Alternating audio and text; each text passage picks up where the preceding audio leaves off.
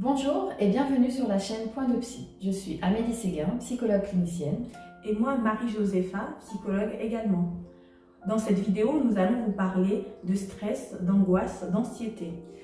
D'ailleurs, Marie-Josépha, est-ce que tu peux nous dire comment on fait la différence entre le stress, l'angoisse, l'anxiété? Effectivement, on peut se mélanger les pinceaux parce que là, on parle d'une même émotion, la peur, mais à des intensités différentes. C'est ce qui fait que entre le stress, quand j'éprouve du stress ou que j'éprouve de l'angoisse, je peux utiliser un mot qui n'est pas adapté. Donc en fait, le stress, on pourrait dire que c'est une réaction face à une situation réelle qui existe.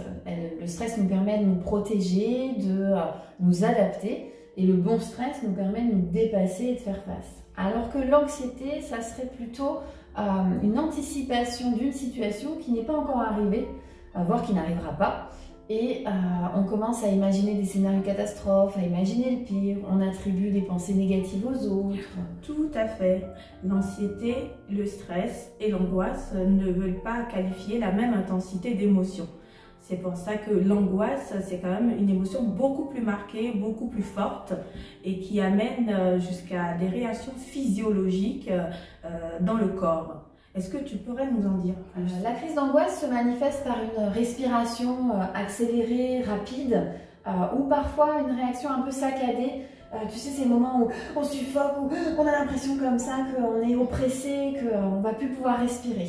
Le rythme cardiaque va s'accélérer, on peut ressentir des tensions dans son corps, les muscles contractés, des étourdissements, une sensation de chaleur, on peut avoir des suées, on peut aller jusqu'à des tremblements, des fourmillements aussi dans les extrémités. Et puis la respiration modifiée, elle peut aller jusqu'à l'hyperventilation, voire le malaise vagal.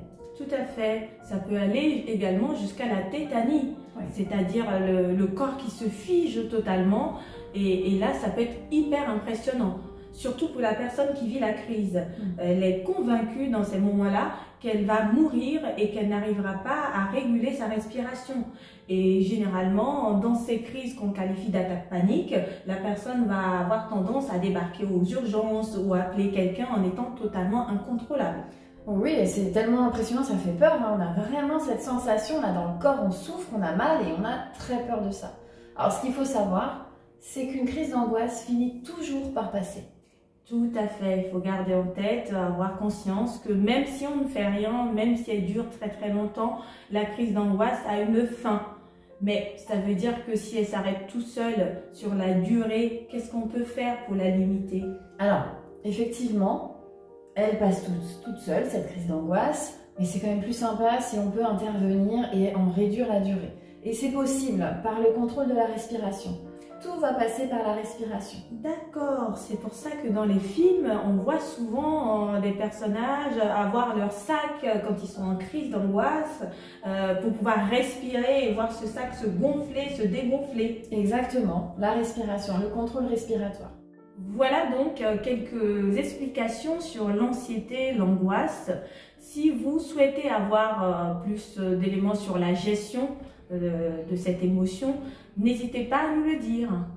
Merci pour votre attention. Si vous avez aimé notre vidéo, n'hésitez pas à vous abonner. On continuera d'en poster le plus régulièrement possible. À bientôt. Portez-vous bien.